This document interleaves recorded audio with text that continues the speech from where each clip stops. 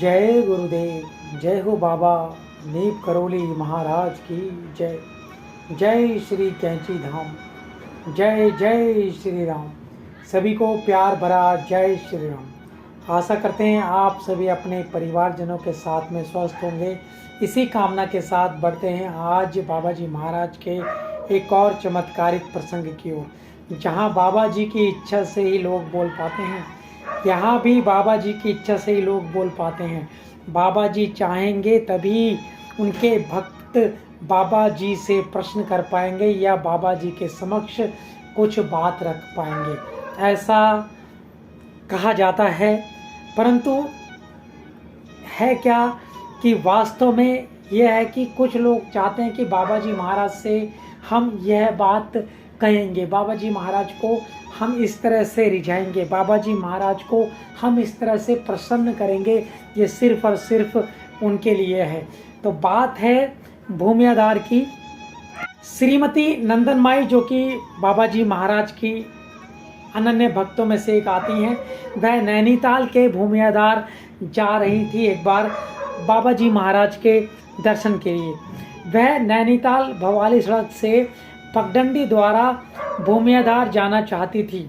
उन्होंने ऊपर से देखा कि नीचे मंदिर की सड़क पर एक मोड़ के पास बाबा जी महाराज का दरबार लगा हुआ था।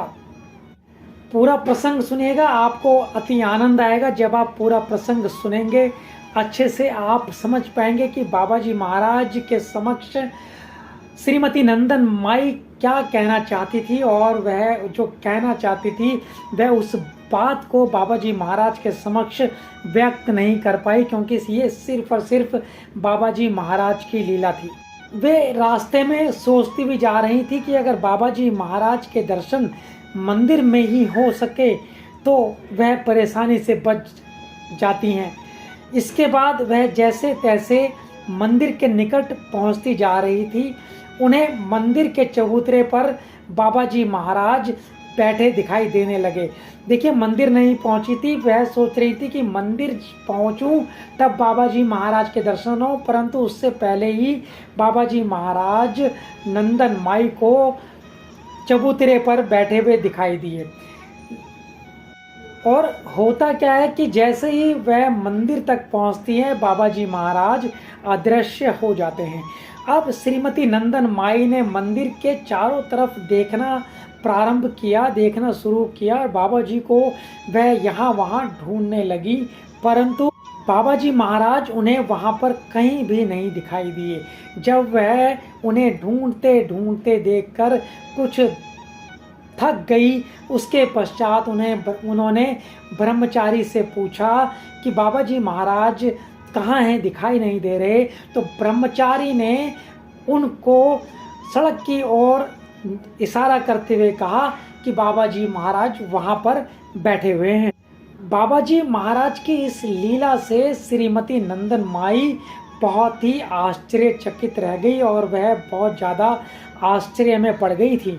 अब वह बाबा जी महाराज के दर्शन के लिए मोड़ की तरफ जाने लगी, और मन ही मन वह सोच रही थी कि जब बाबा जी महाराज के पास वह पहुंचेंगी तो सभी भक्तों के बीच में बाबा जी महाराज से कहेंगी कि यहाँ उहाँ दुई बालक देखा, मति भ्रम मोर की आन बिसेखा। वह कहना चाह रही थी कि यहाँ और वहाँ, यानी कि अभी तो मैंने देखा है यहाँ पर, वहाँ अभी मैंने देखा, मैंने दो बालक देखे। यह मेरी बुद्धि का भ्रम है या और कोई विशेष कारण है। वह इस तरह से बाबा जी महाराज के सामने अपनी बात को व्यक्त करना चाह रही थी, और यह सोच रही थी कि इसके आशय से बाबा जी महाराज प्रसन्न होंगे और वहाँ उपस्थित लोग कुछ समझ ही नहीं पाएंगे। परंतु होता क्या है, बने रहिएगा हमारे साथ में। नंदन माई जैसे ही बाबा जी महाराज के समक्ष पहुँचती हैं, पास में पहुँचती हैं, बाबा जी महाराज जोर से हंसने लगे, और उनकी हंसी में श्रीमती नंदन माई के इरादे बिल्कुल पूरी तरह से गुम हो गए। यह बाबा जी महाराज की दूसरी लीला थी। पहली लीला ये कि बाबा जी महाराज नंदन माई चबूतरे पर बैठे दिखाई दिए, परंतु जब वह मंदिर में पहुंचती हैं तो बाबा जी महाराज वहां पर नहीं होते हैं। तो यह बाबा जी महाराज की जो लीला थी वह सिर्फ यह थी कि बाबा जी की इच्छा के विरुद्ध कोई भी नहीं बोल पाता था।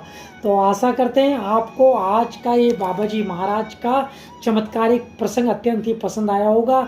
इसी कामना के साथ जय गुरुदेव, जय हो बाबा नीप करौली महाराज, जय उत्तराखंड। और आप सभी का बहुत बहुत धन्यवाद धन्यवाद धन्यवाद।